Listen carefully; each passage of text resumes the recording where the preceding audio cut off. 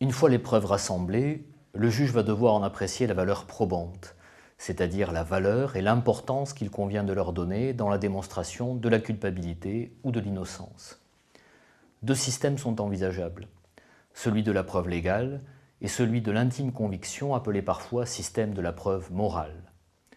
Selon la théorie des preuves légales, la preuve va s'imposer au juge en fonction de la force probante qu'aura préalablement déterminé la loi.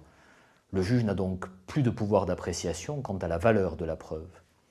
Ce système se complète par une hiérarchie des procédés de preuve, certaines, c'était autrefois le cas de l'aveu, ayant plus de valeur que d'autres.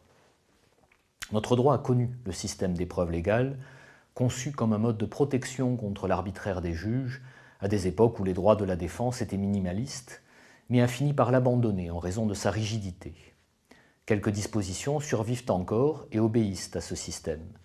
Il en est ainsi des procès-verbaux établis par les agents des douanes, qui valent jusqu'à inscription de faux, il faut donc prouver que l'auteur du PV est un faussaire, alors que la plupart des procès-verbaux ne valent qu'à simple titre de renseignement. Notre droit de la preuve est aujourd'hui régi par le système de l'intime conviction, adopté depuis la Révolution.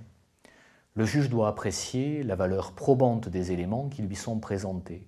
Mais attention, cela ne signifie pas qu'il se livre à une analyse subjective des preuves, et moins encore qu'il pourrait condamner sans preuve. Son analyse doit être complète, c'est-à-dire qu'il doit intégrer tous les éléments de preuve dans sa réflexion, impartial, ce qui signifie qu'il ne doit pas privilégier les preuves apportées par une partie plutôt qu'une autre, et argumenter, ce qui implique qu'il puisse, dans la décision rendue, motiver les raisons de son choix. La loi propose-t-elle une définition précise de l'intime conviction ? Presque. Un article du Code de procédure pénale relatif au devoir du juré d'assises tente de proposer des éléments de conduite pour celui qui doit statuer. Voici comment il est rédigé. Sous réserve de l'exigence de motivation de la décision, la loi ne demande pas compte à chacun des juges et jurés composant la cour d'assises des moyens par lesquels ils se sont convaincus. Elle ne leur prescrit pas de règles desquelles ils doivent faire particulièrement dépendre la plénitude et la suffisance d'une preuve. Elle leur prescrit de s'interroger eux-mêmes, dans le silence et le recueillement, et de chercher, dans la sincérité de leur conscience, quelle impression ont faite sur leur raison les preuves rapportées contre l'accusé et les moyens de sa défense. La loi ne leur fait que cette seule question qui renferme toute la mesure de leur devoir. Avez-vous une intime conviction ?